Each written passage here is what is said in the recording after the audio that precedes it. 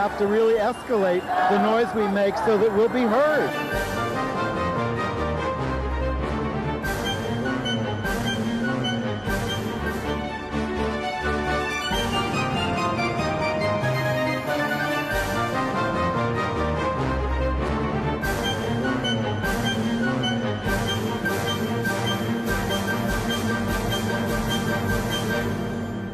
Welcome to Gay USA. I'm Andy Hum.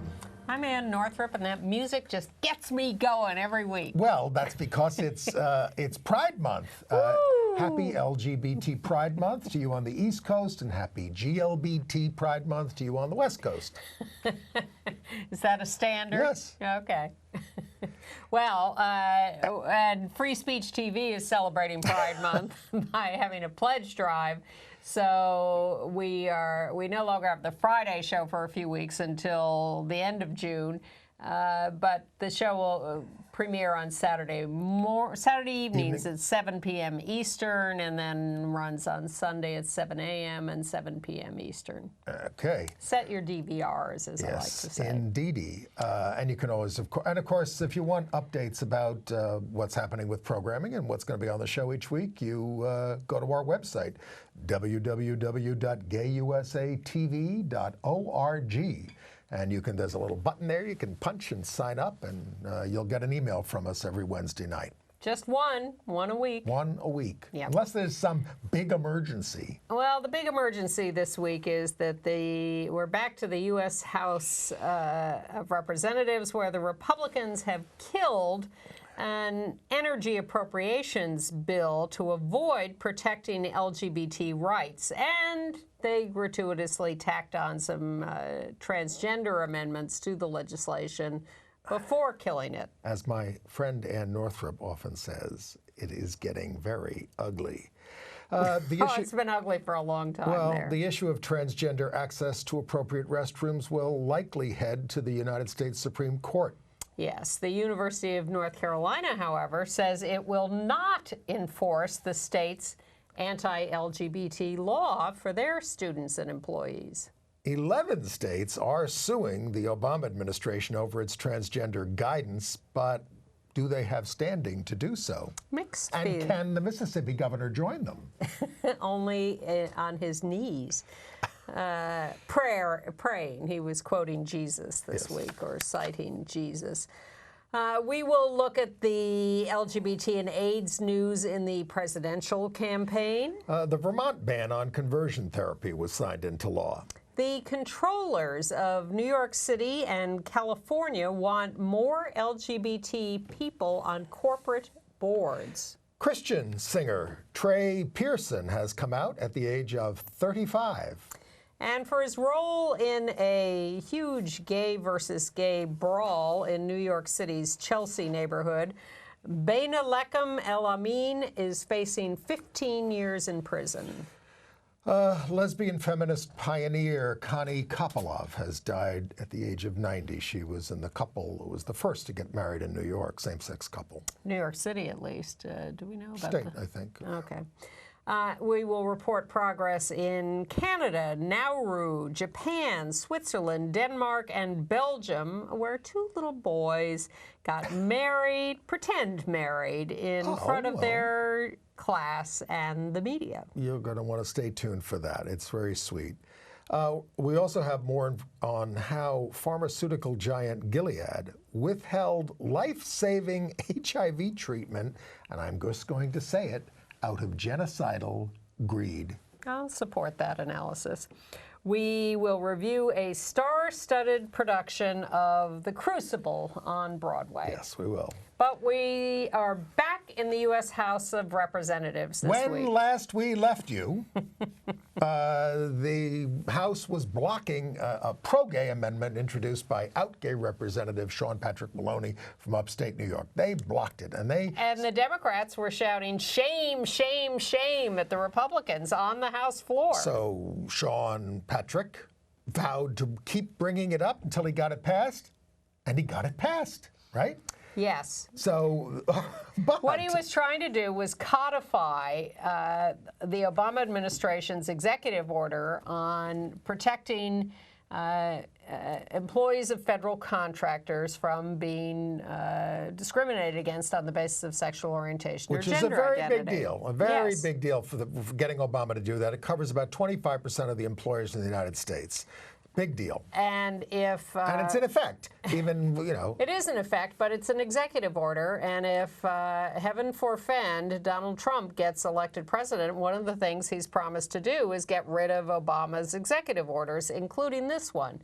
So that then all those employees would be removed from protection. So Sean Patrick Maloney offered this amendment to appropriations bills to say we're going to make this a law, not just an executive order, and then the next president can't get rid of it. So he failed to get it attached to a veterans bill because the Republicans strong-armed their few progressive members into changing their votes.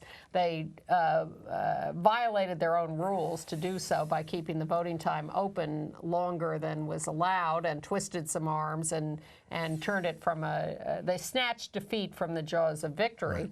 And managed to defeat the amendment. So on Wednesday night, after we taped, they passed it in another bill, and they passed it 223 to 195 on the energy and water bill. And they're not shouting shame, they're shouting equality wins.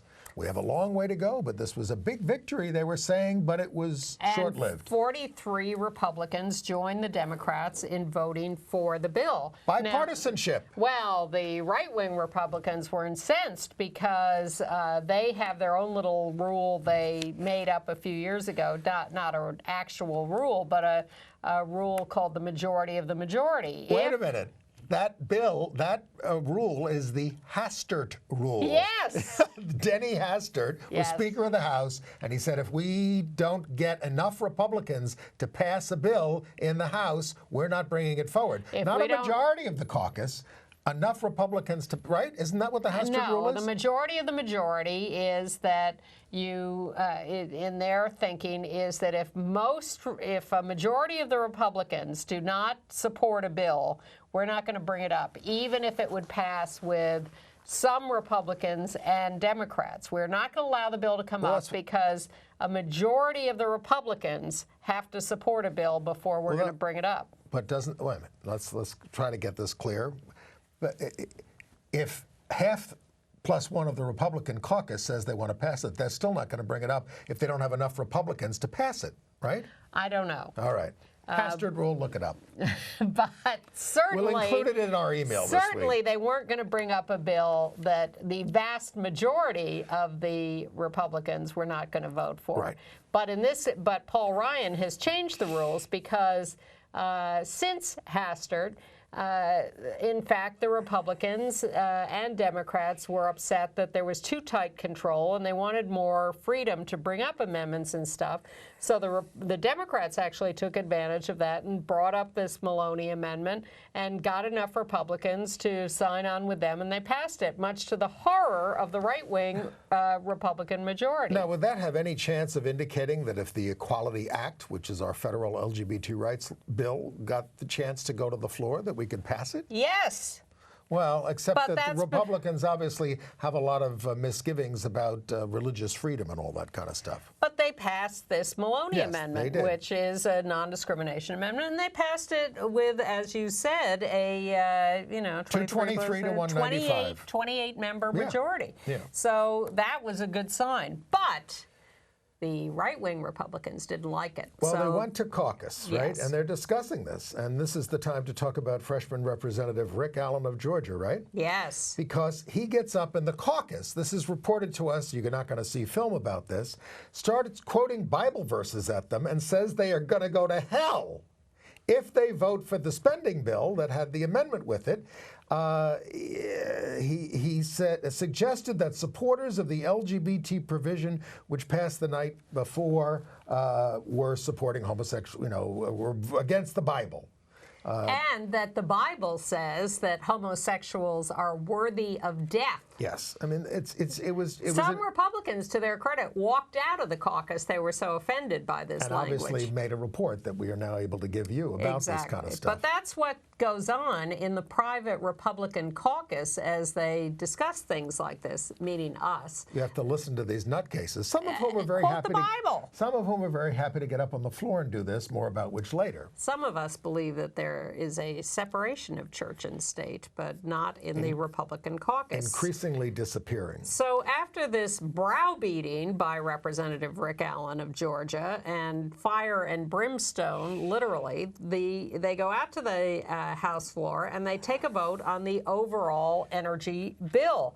Well, now the Democrats who voted for the Maloney Amendment, they never liked the energy bill because it has some very bad environmental provisions in it. So they want to now, even though they voted for the Maloney Amendment to be attached to it, they want to kill it. So they all vote against it. And now the Republicans, some of them, are so angry that the Maloney Amendment is attached that they join the Democrats in killing the bill by a vote of 305 to 112. So they kill their own legislation.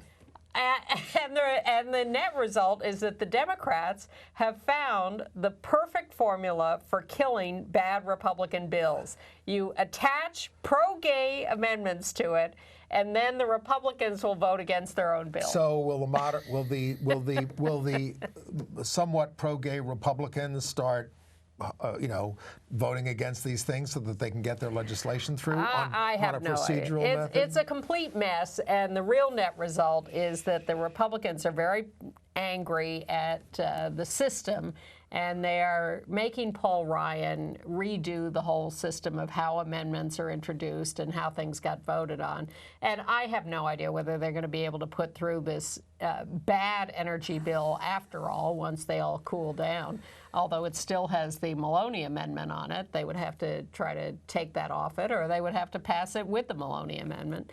It's all still up in the air, but it's quite a spectacle. And they did slip an anti-trans amendment into the energy water bill. This was by this guy Pittenger, right? Is this the one forbidding North Carolina? Yes, forbidding denial of federal funds to North Carolina and forbidding use of funds in contravention of religious freedom. So would Ryan, in that case, finesse that out, right?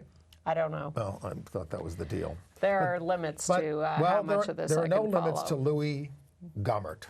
Gohmert. He is a Congress member from the eastern part of Texas, one of the most conservative districts in the country. You look up some Louis Gohmert on YouTube, and you will be horrified and entertained. Why for a don't long people time. start screaming when people start doing this? After watching him, I watched some old Bob Dornan tapes. He used to do this all the time, anti-gay, all that kind of stuff. And he would get censured right after he would speak. But they didn't do that to Louis Gohmert. He blasted LGBT rights on the floor, arguing that spending time and resources fighting for equal rights for LGBT people is a waste of time because humanity would never choose same-sex couples to populate a space colony. I swear to God, that should there come a time when we have to abandon Earth. How many same-sex couples would you take from the animal kingdom and from humans to put on a spacecraft to perpetuate humanity and the wildlife kingdom? He said. Fascinating that he acknowledges that there are same-sex couples in the animal kingdom. Everybody knows that. No, they don't. Well, everybody watches Gay USA, which is where he gets a lot of his material. Well, he's really planning ahead. Abandoning Earth for space colonies. I mean, he says this without any irony. In extremis, Louis, gay men and lesbians would have sex to repopulate the Earth if necessary. Use turkey-based, use whatever's necessary. Whatever. All right. Well, should we talk about what's going to happen? Your Congress in action. It's horrifying. And folks, there's not just a presidential race going on out there. The entire House is up for re-election, and a third of the Senate is up for re-election or election. So pay attention to those races in your locality. You also have things called state legislatures there in your states. And, sometimes you have city councils as well. And Pay attorneys attention. general. Vote every time. Vote every time and pay attention to these races and where they stand. Please. A little bit, just a little bit. Well, and let's take a look at what the states are doing that... good and bad. Yes, which is implicated in all this and why you should get out and vote. So in the midst of all this hazara, as some would say, 11 states last week filed a lawsuit against the Obama administration, against the administration's letter of guidance to schools about how to treat transgender students. Now, it's a letter of guidance, so there is a big question about whether they have any standing to challenge a guidance. Well, something has to happen before you can bring a lawsuit, right. And nothing has happened. You have to experience some harm. Exactly. It's the way the court system works. It can't be because you don't like it. Our pal James Essex of the ACLU calls this lawsuit a political stunt.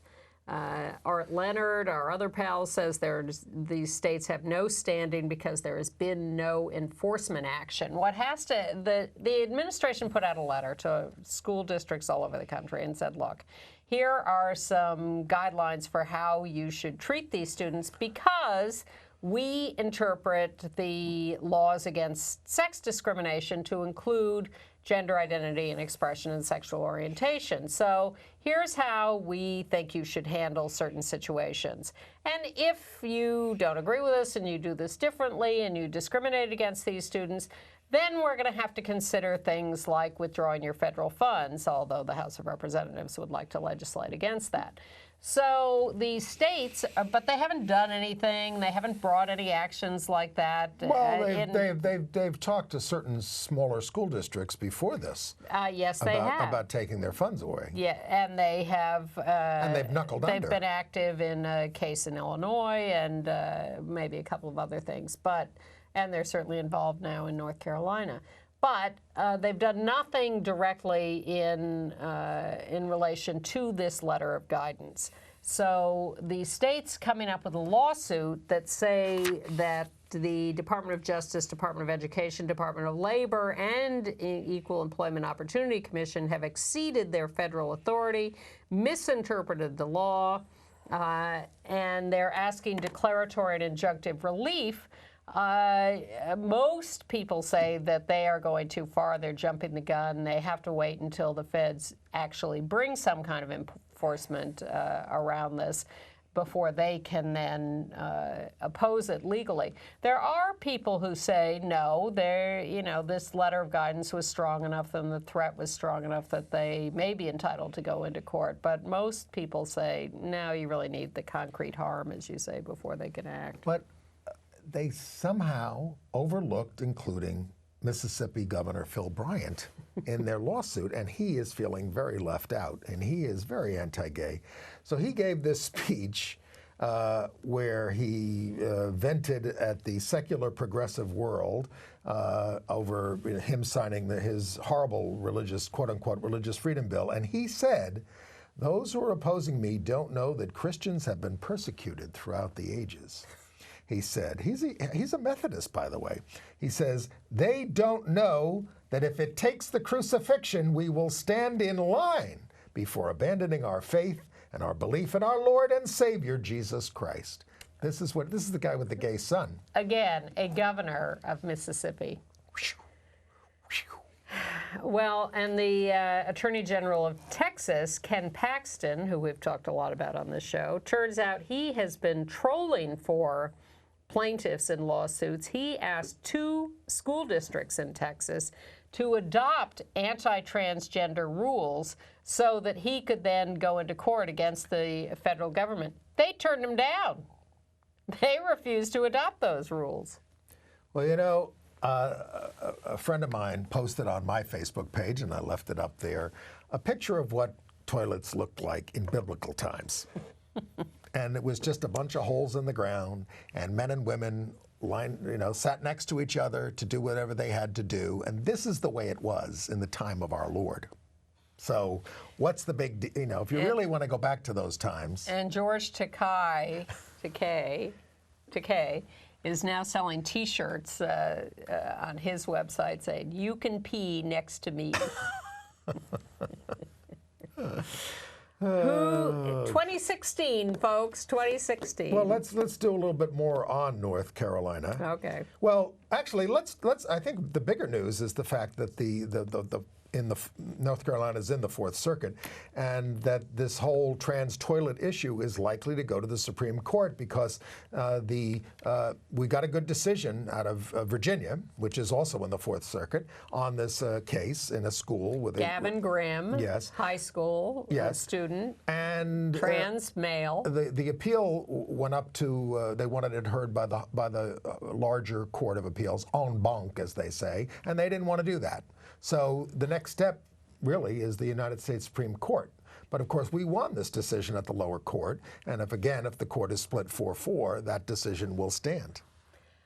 Yes, exactly. But and no one has said yet that they're going to take that case to the Supreme Court. But it is an opportunity for the right wing to take it there if they. It's an opportunity for Clarence Thomas to redeem himself. It's an opportunity for the right wing to do more fundraising on the backs of transgender people. Meanwhile, Gavin Grimm, after the Fourth Circuit, the entire Fourth Circuit refused to hear the appeal en banc, said, maybe I can use the boys' room now. Yeah? Yeah. Yes. I mean, is there still an injunction against him doing that until the whole thing is resolved? The school, he'll be 35. Exactly.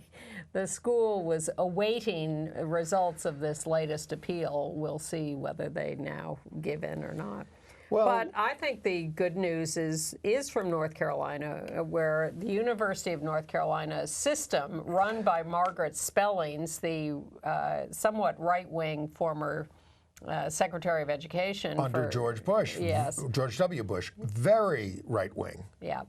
She had been anti-trans before this, but she has now said that she will not enforce the North Carolina anti-trans law in the University of North Carolina system. She's saying, you can't sue us because we're not enforcing it. Don't sue us. In fact, and I would like some help from our Attorney General on this. And he's saying, no, nobody should defend this law, so I'm not going to, I'm not getting involved. Roy Cooper will not defend the law, the Attorney General running for governor against McCrory in North Carolina, so she's getting no help from him. Well, she wants the case stopped so that they don't have to pay any more legal fees because they're being starved by the North Carolina legislature. That is no joke.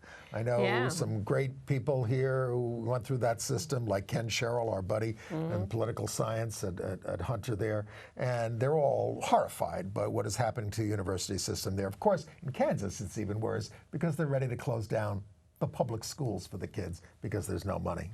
And in Tennessee, we told you last week that the state had defunded the Diversity Center at the University of Tennessee. Well, students this week are fighting back. They're doing fundraising and offering to staff the Pride Center themselves to keep things running. The governor or legislature shut down all sorts of diversity offices at the University of Tennessee. Really shameful. Right. We've also learned that from a county sheriff in North Carolina, who is a Republican, that since House Bill 2, which is the anti-gay bill there, anti-trans bill, does not create any criminal offenses, from a law enforcement perspective, no changes in law enforcement responses are necessary by the enactment of the bill. They say they basically would have to be all these complaints that they would investigate and all this kind of stuff. Yes, and there haven't been complaints. Well, except that you do have vigilantes out there going after people. Going after the wrong people, and some guy tried to bring his little tiny daughter into he had to keep his daughter with him to go to the restroom, and brought her into the men's room and was attacked. And I think it was a Walmart. You didn't see that on the, yeah. Anyway. Wow. All right. But better news from Vermont, where Governor Peter Shumlin signed a bill banning conversion therapy for minors. Vermont is now the 8th jurisdiction behind California, New Jersey, Oregon, Illinois, New York, and Washington, D.C., and Cincinnati to ban this. Cincinnati, which once banned Robert Mapplethorpe. That goes into effect July 1st in Vermont. So get your conversion therapy while you can. It's going to be illegal for minors. after July 1st. Should we look at the presidential campaign? Well, It's painful. There's this, I think, silly stuff going around from the conservative columnist Bill Kristol, who cannot get off his little horse of anti-Trump. Not that I want him to give up hating Trump, but he's trotting out an idea for a new independent candidate, David French. Never heard of him. Well, I hadn't either, although evidently he shows up occasionally as a commentator on TV. He writes for the National Review. He's a former lawyer for the Alliance Defending Freedom. Oh, well. Yes. And he is anti-gay. He is viciously anti-trans. He is just relentless in his anti-trans rhetoric. And they're touting him as what a great guy, and we all know him. And even though he's, clearly out there to represent the conservative point of view, he's such a reasonable, nice guy. And so intelligent. And I thought, when I dug into that, I thought, uh-oh. But I don't think he's a real issue. Well, I mean, there was also a dust-up on the Democratic side. There was some blogger who doctored a tape to show that at Bernie's rally there was an anti-gay song being played, and people took this seriously. The Bernie haters, anyway, and posted this on Facebook, and then John Aravosis was writing it pretty hard.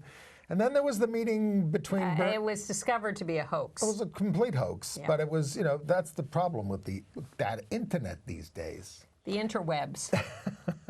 And then there was Bernie's meeting with AIDS activists. Are we going leaders. to that? I was saving that for AIDS. We'll save it. That's fine. That's fine. It's presidential news. Right. We can do it. So Bernie did finally sit down with AIDS activists after canceling an earlier meeting, after they'd all bought expensive plane tickets. Yes. Yes, canceled at the last minute. So he did sit down with them in California, and they seemed to have a reasonable discussion about more access to generic drugs, ending the AIDS crisis, all the normal stuff. But after the meeting, the Bernie campaign put out a press release about the meeting, except that the headline on the press release was, Bernie supports this California referendum that would supposedly control drug prices. Right. And the AIDS activists who met with Bernie blew up and said, we didn't talk about this at the meeting because we agreed that this was not really the issue, this state initiative.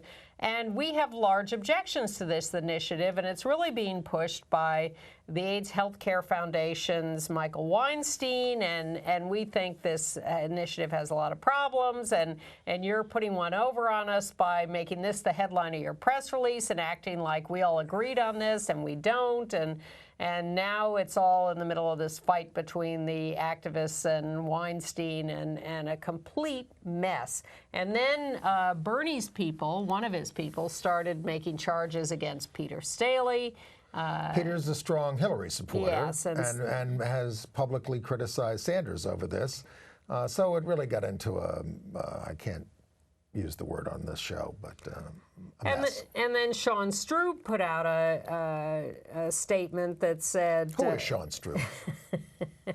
Creator of Pause Magazine, occasional guest on Gay USA. HIV criminalization stuff is the stuff he's Zero fighting. Project, Right. long time activist. And he tried to sort it out and talk about the differing sides.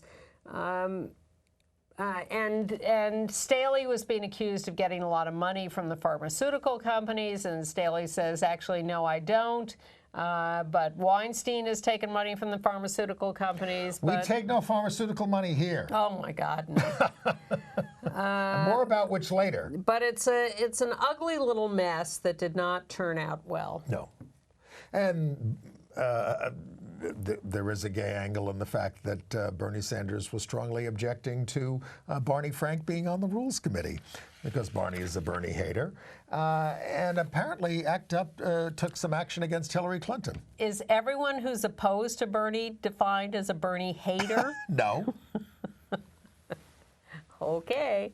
Now, what was your last question? ACT UP taking some action on universal health care versus Hillary Well, Clinton. yes, they held a little demo yesterday in New York when she was at a fundraiser and showed up outside the hotel where her fundraiser was, and they're continuing to put pressure on her to support single-payer health care and go farther in her promises on ending the epidemic. I hope we get it, because I'm not getting Medicare for a couple of more years.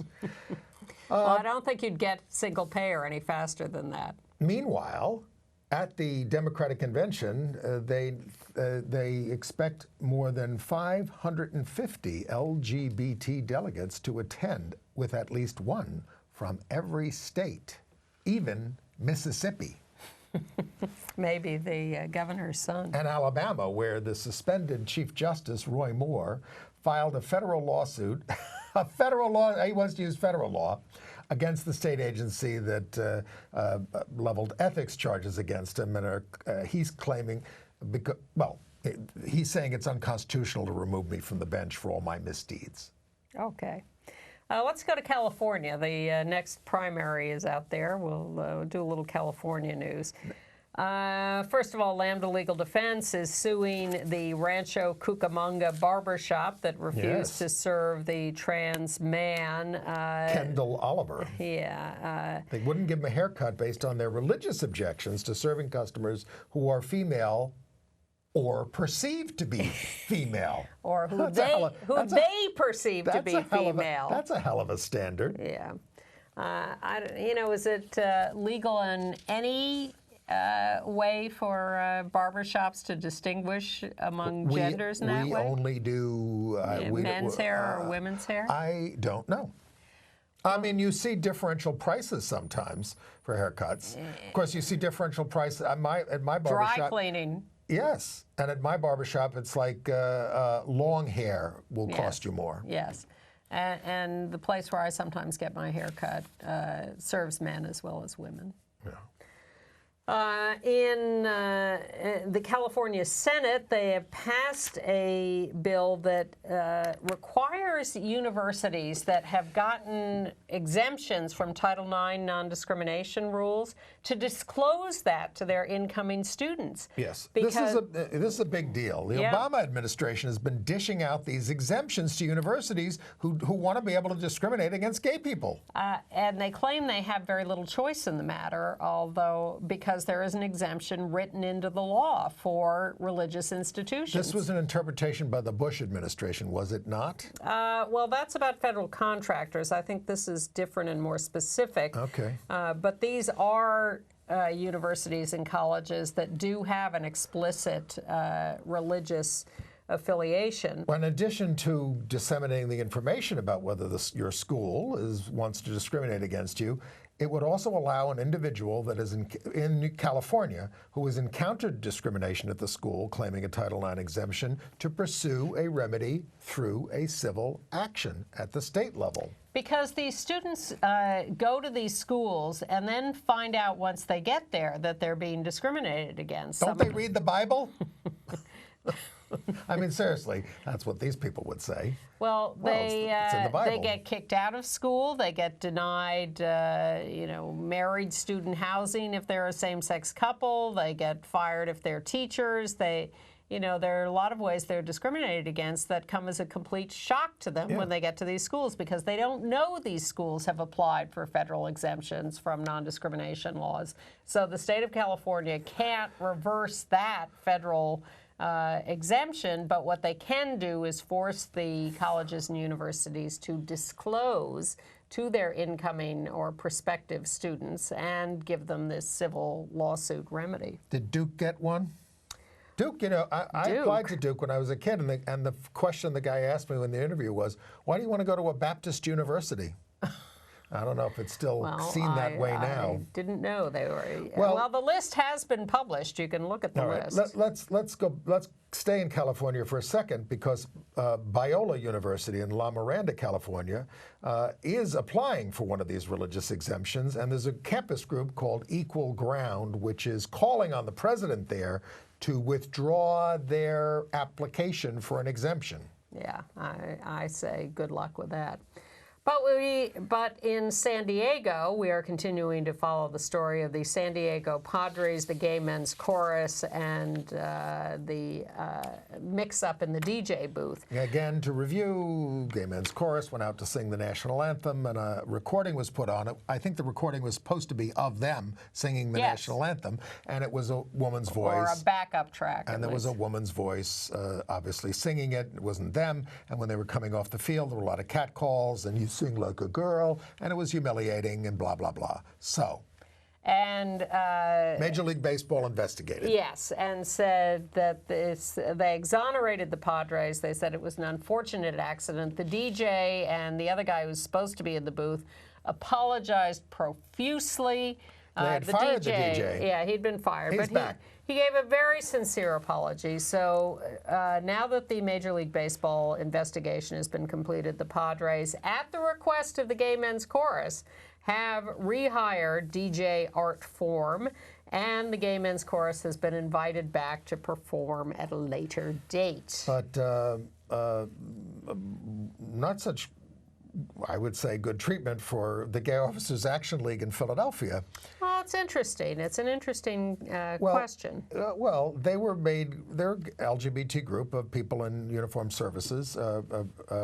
They were made grand marshals of the June 12th Pride Parade, and there was such an outcry. They're saying, well, look, come on, the police were the ones who were fighting. We were fighting at Stonewall. The whole reason we have this movement is because the cops were cracking down on us. You know, I have friends in Goal. Well, it was a long time ago. But the cops still are often, look at all the cruising stings. Look at, they don't treat people well at demonstrations. Well, and they're particularly in Philadelphia. I would say they're a group that's trying to make it better. And goal is and come on, I mean, just like all the people who were members of all the gay religious groups, in bad churches in many cases. Well, the Goal group in Philadelphia, confronted with all these objections, was extremely gracious. They declined the designation as grand marshals, and they said, we do want to make the police department better for LGBT people, and we are going to continue to work on that and earn this honor of Grand Marshal. I thought that was actually a very and just to thoughtful be clear, response. I have spent a lot of my life fighting police violence, protesting, marching, etc., and racism and homophobia and sexism. Correct. All right. We skipped over the fact that the Human Rights Campaign is calling on the FAA, the Federal Aviation Administration, to determine whether the anti-gay law in North Carolina is being enforced at airports. I skipped over it deliberately. Okay. In days when we're worried about airport security and whether the TSA has enough employees, for the Human Rights Campaign to say you have to withdraw federal funding of airports in North Carolina because the FAA may not be, is operating in North Carolina is ridiculous. All right. As we sit here, we are expecting that the Massachusetts House will vote, as it's scheduled to do, to pass transgender protections. It's already passed the Senate. We assume it's going to pass in the House, and that the Republican governor will sign it. But we'll have more on that next week. We will. Meanwhile, the comptroller of New York City, Scott Stringer, and the comptroller of the state of California have banded together to ask other city and state officials who control pension fund investments by those entities to push for LGBT people to be appointed to corporate boards. And I have to say, even though I'm not, looking for much from corporations, I was shocked to see that of the Fortune 500 top corporations in the country, how many LGBT board members are there? 10. My 10. God. 1/3 of 1% of all corporate board members for the Fortune 500 are LGBT. 10. Wow. And, there's also a movement to get gay business, LGBT businesses included in affirmative action in terms of minority and women-owned businesses would also include LGBT. How do we feel about that? Why not? Well, anyway, good on. Yes, we're fine with that. Good on the comptrollers. So a couple of people we want to mention this week. Trey Pearson, 35 years old, lead singer of a Christian rock band called Everyday Sunday. There he is. We have a picture of him. Has come out. He says He never told anyone. He has a wife and 2 kids. He tried to fight it. I never wanted to be gay. I'm not making fun of him. I mean, it was a great drama for him. It was very painful.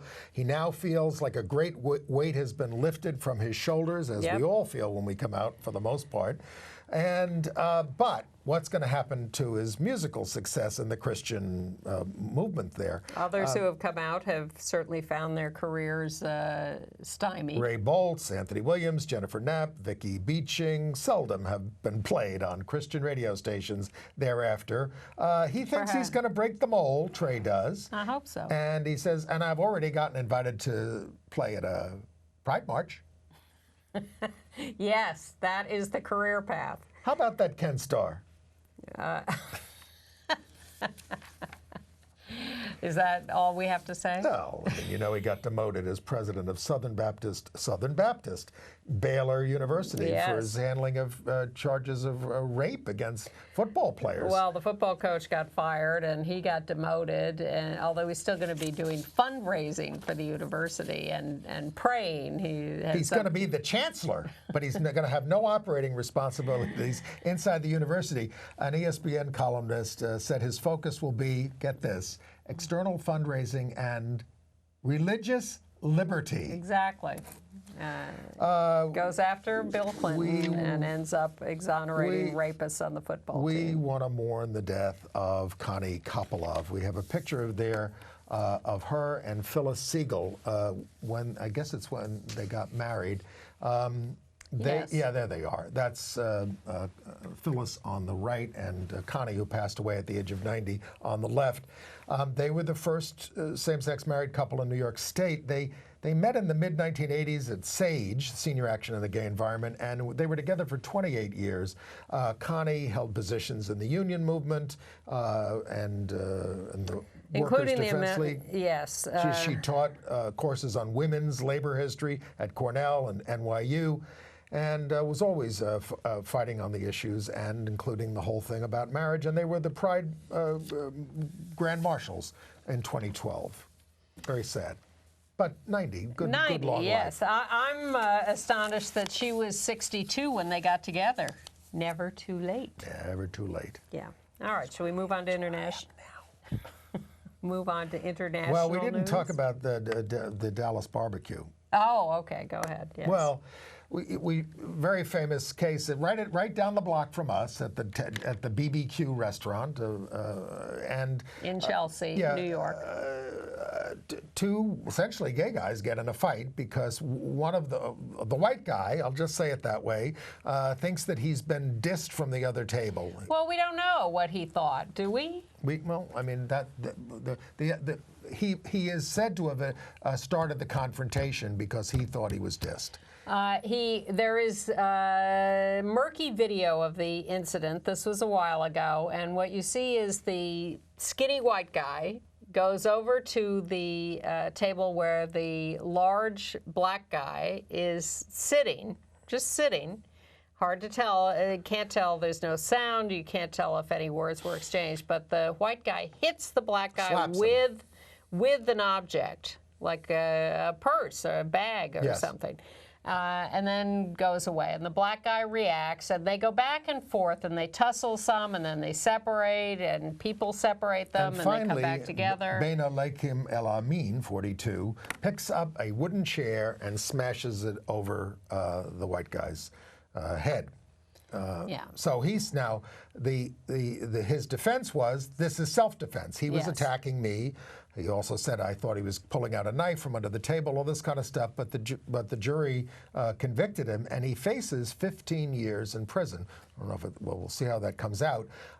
It's a very, very sad case, and it certainly is a cautionary tale about escalating violence when there is an attack, when there is a scuffle or a fight. Well, what you see in all these, court shows on TV is that your duty is to walk away from these situations, to disengage. And people who get prosecuted are the people who do not take the opportunity to walk away. And what El Amin did ultimately was, after the initial tussles, they were separated. I'm sure there were words that continued to be exchanged. And they were both in some kind of rage, and they did not disengage, and El Amin picked up the chair and hit him. And the white guy even had to ultimately admit in court, I don't even know if he's the one who said something that got me going. Right. And he was drunk. Yes, it was, I guessed he was drunk by looking at the video. Yes. But the sentence certainly seems to be an overreaction.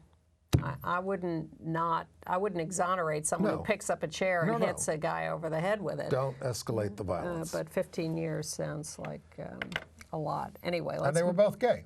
Yeah. Okay. Although they didn't necessarily know that at the time. Right. International news. Well, in Canada, the Conservative Party did vote 1,036 to 462 to end their opposition to same-sex marriage, which has only been legal there for 11 years. So maybe they're getting used to it. Hey, when are the Republicans going to get on our side? When they get a revelation on it from their Lord. In South Korea, the married couple who were rejected for recognition by a court will appeal that decision, and 2 more couples are filing suit for recognition of their marriages. In Switzerland, gay people are now allowed to adopt the children of a partner. Non-married cohabiting couples should also have that right to adopt stepchildren. It passed 127 to 60. It's already been approved by the Senate. The current law actually restricts the adoption of stepchildren to married couples. Well, speaking of marriages, there was a cute little incident in Belgium. We have a little video of this, which we can run as we talk. There's an elementary school where they do little pretend weddings for some of the kids. Up until now, they've always been boy-girl couples, but these 2 young boys they're best friends, and they wanted to marry each other. I don't get the hats. Oh, because it makes them look like more grown up, I think. I guess and they invited the media in, and all the kids are there having a great time. And they basically said that we want to send a signal about how progressive we are on these things. And Belgium was the 2nd country in the world to have same-sex marriage. It's had it since 2003. It was only the 2nd in the world to do that. Mm-hmm. So this was really quite charming. Exactly. I mean, what would happen over here if they did that in a school? The right wing depends on where and what. The right wing would go. They're going to go off the deep end on this. Well, in Denmark, which was the first to legalize partnerships in 1989, they've decided to stop classifying transgenderism as a mental disorder by the end of the year. They are fed up with waiting for the World Health Organization to do this, which they were hoping would happen, and they want to be in the first country in the world to stigmatize mental transgenderism. And in one of the tiniest countries in the world, in fact, the 3rd tiniest, the island nation in Micronesia of Nauru, N-A-U-R-U, marital rape is no longer allowed, and suicide and homosexuality have been decriminalized. And slavery. Well, it used to be known as Pleasant Island. Well, not so much anymore because it's a refugee detention center for Australia. That's where Australia sends refugees trying to get into Australia. And gay refugees have been having a hard time Yes, there. exactly. So they're passing laws that are better, and I hope they set a different tone there in Nauru. There's only about 10,000 people there. Let's see how they put it into practice. In Moscow, President Putin has backed backed out of his promised meeting with Elton John before an Elton John Who concert, performed in a very loud purple suit. That's always pleading so. scheduling problems. In Kiev, neo-Nazis are threatening a bloodbath if the LGBT Pride March goes forward on June 12th. The Orthodox Christian Church, I use that term in quotes, is also up in arms about it. The first parade was held in 2013, and the Ukrainian neo-Nazis are a particularly nasty subset. Hard to make distinctions there. But in Syria, I guess here's the worst. ISIS is taking credit for stoning a gay boy, 15 years old, to death. They put him before a Sharia court, which sentenced him to death, and they are claiming they carried that out. And they make the Syria. locals join in. Yeah. If the locals don't join in, they're killed. In Japan, however, the government is set to make clear in its guidelines that discriminatory acts against sexual minority people are regarded as sexual harassment. In employment. Yes, they're stepping up their efforts to preserve human rights. What do you think about what FIFA did? This is the corrupt international soccer body. Extremely corrupt. But they have issued fines to 7 countries where fans were found to have used homophobic chants. And it's a combination of fining them and, in some cases, saying you can't play your games at this stadium because it's a really anti-gay stadium. Or you have to play a game without fans allowed to attend. Yeah. You have to play before an empty stadium. It's interesting. This is not the first time this has happened. They've also tried to control teams where their fans are described as hooligans who engage in violence. And racism. Yes. I don't know whether you can control fans. The National Football League has some rules about fan interference with games and taunting of opposing teams, and there's some penalties available there, too. It's strange. Well, it'd be nice if they just removed people who did stuff like that. Yes, that would be nice. Yes. Good news from Sao Paulo, Brazil, where 2 million people showed up at the annual Pride Parade. They're chanting gender identity law now, everyone together against transphobia. In Brazil, they have recorded 802 murders of transgender people in the last 8 years. Wow. Very bad. Back to soccer for a second. In Spain, some sad news. Jesus Tamalero, the first openly gay football referee in Spain, has quit a little more than a year after coming out because of ongoing anti-gay abuse from fans. Well, there you go. But also news from Spain, where an Olympic water polo competitor, Victor Gutierrez, 25 years old, we have hey, Victor, has come out publicly. He says he's been out to his family and friends, but he feels he has a responsibility to discuss his sexuality publicly as an example to others, and he's expected to compete in Rio in the Olympic Games, should they be held and should they be safe. And we told you about how the Methodist Church is making at least some progress in people coming out and trying to resolve their controversy over presence of gay people in leadership and everything.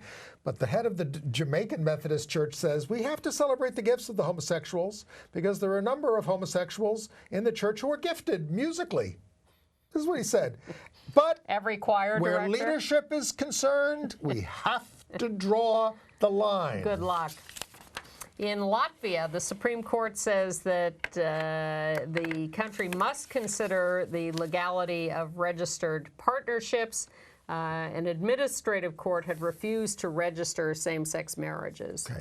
AIDS news? Yes. Well, let's start internationally as a segue. Back to Britain. The National Health Service has again refused to provide PrEP on its schedule of drugs that they finance or whatever. It's very expensive, but they're saying it's illegal, and this is really outrageous. They said they can't do it, but yes, that's but just the an National outrage. AIDS Trust does not buy that and is furious. It's available in the United States, Canada, France, Kenya, and Israel. Now, the most... On the other hand... Yeah. It is part of Truvada, the PrEP drug, is tenofovir, which is a drug that is part of about 80% of anti-HIV drugs these days. And it has a lot of toxicity. And it is produced by Gilead. It has demonstrated a lot of bone toxicity and kidney toxicity. Well, it turns out, and this is similar to the AZT story 30 years ago, a lot of the toxicity is due to the fact that they have been giving it in doses that are much too high.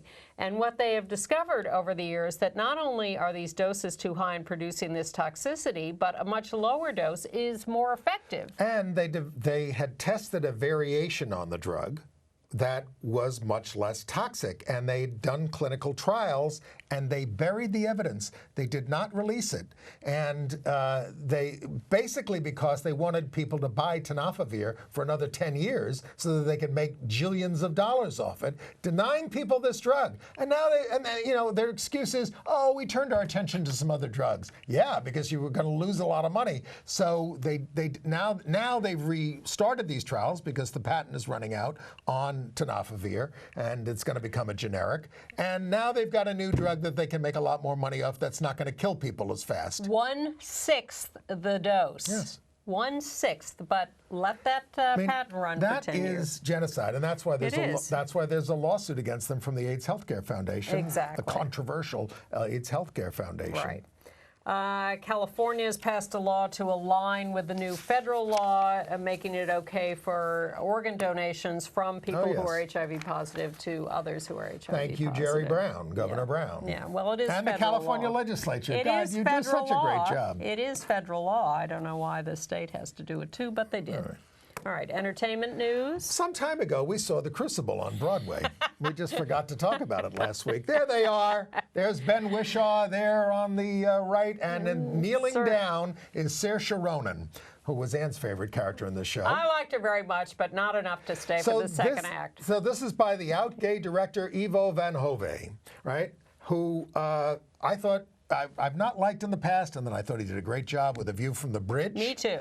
But now he's doing The Crucible, so it's this stripped down version of the show with no set, basically modern dress. This is about the Puritans. I mean, I know Arthur Miller wrote it about the the McCarthy trials essentially, but he did set it in Massachusetts in the 1600s.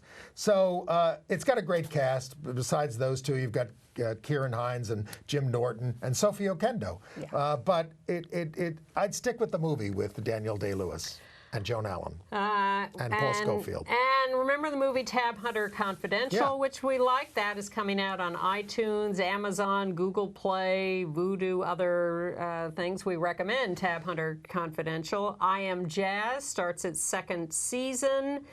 Shortly, Finding Dory, the sequel to Finding Nemo, now puts the Ellen DeGeneres character front and center and may have a glimpse of a lesbian couple.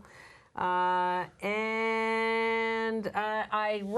recommended it before. I will again briefly. Art Bastard, a movie opening a documentary about a painter opening in New York this weekend. Very good. You're keeping me busy. Maybe. And meanwhile, we will see you next week. Bye-bye. Bye.